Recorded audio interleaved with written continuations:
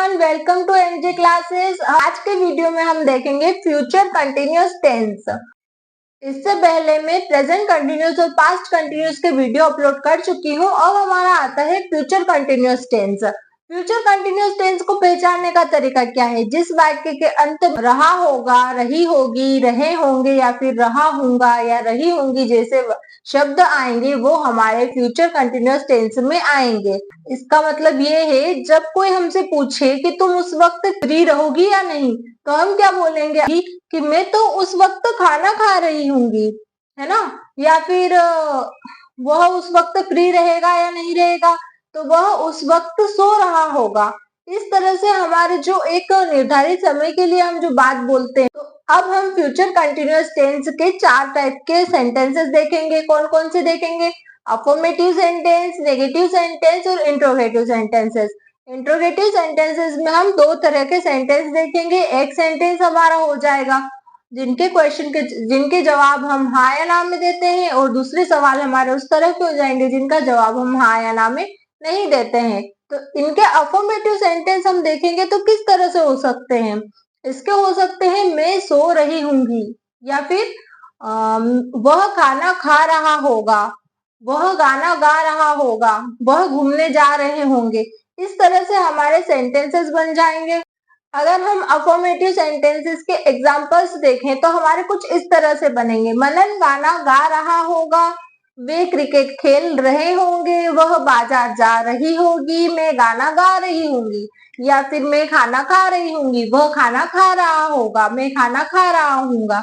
या फिर मैं बाजार जा रही होंगी।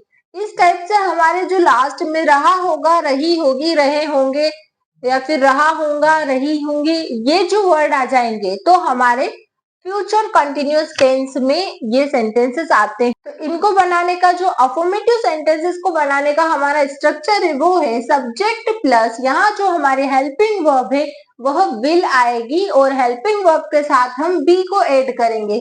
Subject plus will plus be plus verb की फर्स्ट फॉर्म। आईएनजी कंटिन्यूअस में आना कंपलसरी है। कंटिन्यूअस टेंस में प्रेजेंट कंटिन्यूअस हो, पास्ट कंटिन्यूअस हो या फ्यूचर कंटिन्यूअस हो, हमारा आईएनजी लगेगा वर्ब के साथ प्लस ऑब्जेक्ट। तो यहाँ क्या है? मनन गाना गा रहा होगा।